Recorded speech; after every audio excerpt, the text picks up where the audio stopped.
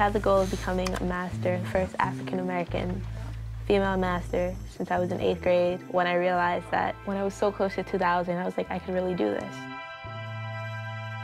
It's realistic, like I know I could do it, but it's harder now.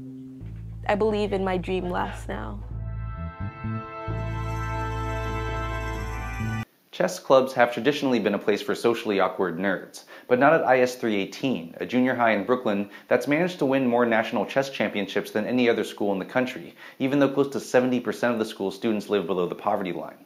With school districts across the country suffering painful budget cuts due to the economic meltdown, schools are being forced to eliminate programs that are deemed non-essential, which basically means anything other than science and math.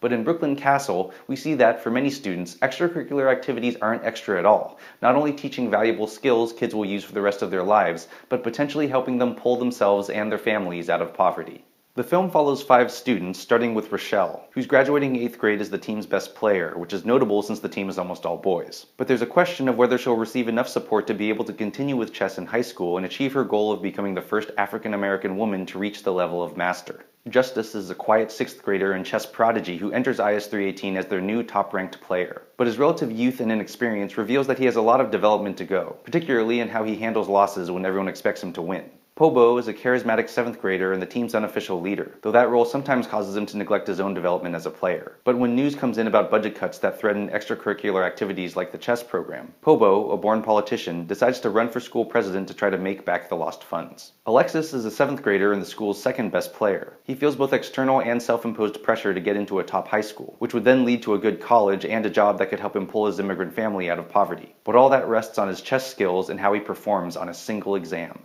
Then there's Patrick, a 7th grader and one of the team's lowest ranked players, who sees chess as a way to compensate for his ADHD by improving his concentration skills. Through these kids, we get a great illustration of the different ways chess betters their lives by keeping them out of trouble, developing their problem-solving skills, giving them confidence, allowing them to travel, and teaching them to think ahead and weigh the consequences of their actions. Through this, Brooklyn Castle shows why something like chess deserves just as much support as any sport. While chess exercises the brain instead of the body, both are great ways to develop skills that can be applied away from the games for the rest of their lives. But the ones who come across as the film's real heroes are chess teacher Elizabeth Vickery and the assistant principal and chess coordinator John Galvin. Their dedication to the students seems boundless, whether they're instructing them, comforting them, or inspiring them while giving up their free time to coach kids one-on-one, design lessons, and take them to tournaments. And when news of the budget cuts arrive, it's the school's principal, Fred Rubino, who reiterates the school's commitment to teaching the whole child and vows not to shortchange the kids out of the opportunities they've earned.